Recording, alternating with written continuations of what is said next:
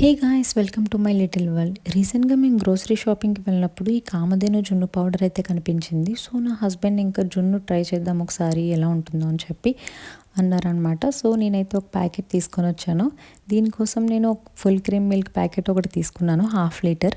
So మీకు కనుక buffalo milk available ఉంటే డెఫినెట్గా బఫెలో మిల్క్ చిక్కటి పాలను తీసుకోండి. దాంతో జున్ను మాత్రం అదిరిపోతుంది అనమాట.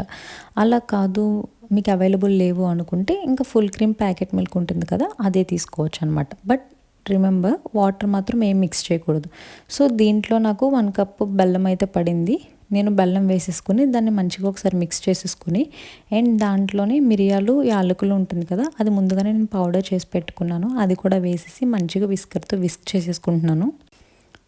సో ఇలా మంచిగా విస్క్ చేసుకున్న పాలలో మళ్ళీ ఈ జున్ను పౌడర్ ఉంటుంది కదా, మనం ఏదైతే ప్యాకెట్ తీసుకున్నామో ఆ ప్యాకెట్ మొత్తం వేయాలి. వేసేసిన తర్వాత మళ్ళీ ఒకసారి విస్క్ చేసుకొని, అండ్ మోస్ట్ ఇంపార్టెంట్లీ ఇది మనం చేత్తో మిక్స్ చేసుకుంటే బెటర్ అని నా ఒపీనియన్. ఎందుకంటే అడుగున బెల్లం అది కొంచెం గడ్డల్లా ఉండిపోతుంటుంది కదా.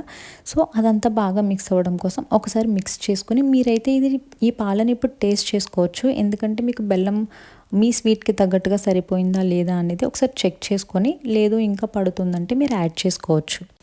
సో ఇలా మిక్స్ చేసిన పాలని మంచిగా స్ట్రెయిన్ చేసేసుకుంటే మనకి ఆ మిరియాలు అండ్ యాలకులు పౌడర్ చేసాం కదా, అది మనకి పంటికి తగలకుండా జస్ట్ ఫ్లేవర్ మాత్రమే జున్నుకి పడుతుందనమాట.